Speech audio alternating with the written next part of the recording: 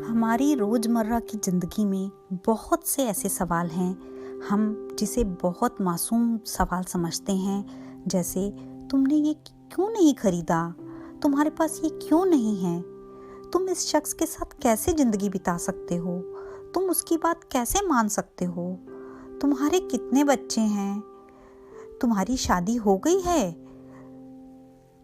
इस तरह के बेमतलब फिजूल सवाल कई बार नादानी में या बिना मकसद के हम पूछ तो बैठते हैं, लेकिन ये भूल जाते हैं हमारे इन सवालों से किसी के दिल में हम नफरत या मोहब्बत के बीज बो रहे हैं। हेलो फ्रेंड्स, जिंदगी के रंग मिट्टी के संग में आपका स्वागत है। आज मैं आपको बेतुके सवालों के बारे में एक छोटी सी कहानी के माध्यम से बताना चाहती हूँ कि कैसे हमारे बेतुके सवाल समाज के लिए एक मुसीबत बन जाते हैं और लोगों के लिए स्ट्रेस का कारण बन जाते हैं। कई बार उन लोगों की ज़िंदगी तक तबाह कर देते हैं।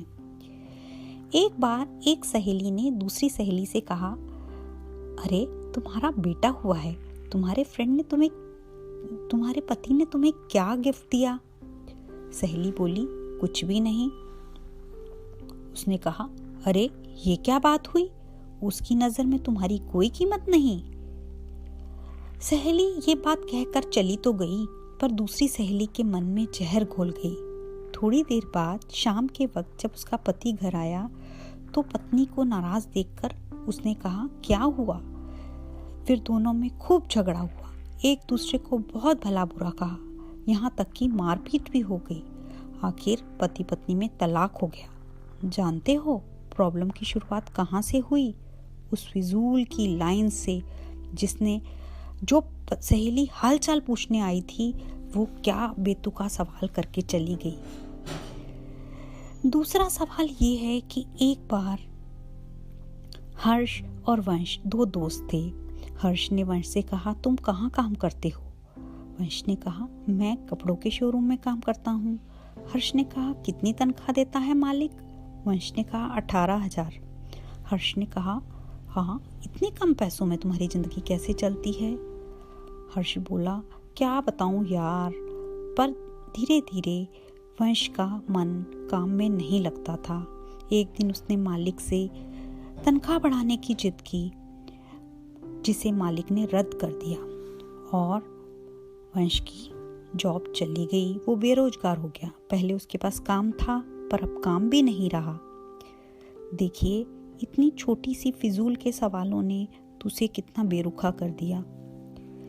एक साहब से एक शख्स ने कहा, आपका बेटा आपसे अलग रहता है, क्या वो तुमसे मिलने आता है? क्या उनसे तुमसे मोहब्बत नहीं? बाप ने कहा, हाँ, मेरा बेटा बहुत बिजी रहता है, उसके काम का शेड्यूल बहुत टाइट है, उसके बीवी बच्चे हैं, उसे बहुत काम रहता है। पहला व्यक्ति बोला, अरे ये क्या बात हुई, आपने उसे पाल पोस कर बड़ा किया, उसकी सारी ख्वाहिशें पूरी की, लेकिन बुढ़ापे में व्यस्तता की जगह से आपसे मिलने भी नहीं आता, ये क्या बहाना है? इस बात से बाप के दिल में बेटे के प्रति एक आक्रोश पैदा हो गया। बेटा जब भी उससे मिलने आता तो वो यही सोचता, इसके पास सबके लिए वक्त है पर मेरे लिए नहीं। याद रखिए, जुबान से निकले हुए शब्द दूसरे के चेहरे पर, दूसरे के शरीर पर, दूसरे के मन पर बहुत बुरा प्रभाव डालते हैं। बेशक लोगों की जुबान से शैतानी बोल निकल जाते हैं, पर कई बार लोगों की जिंदगी तक तबाह हो जाती है। हम सोच समझकर बोलें, ऐसी हवा ना फैलाएं जिससे दूसरों के घरों में या दूसरों की जिंदगी में तूफान आ जाए। लोगों के घरों में अंधे बनकर जाओ और गूंगे बनकर निकलो। एक बार इस बात पर विचार जरूर करें।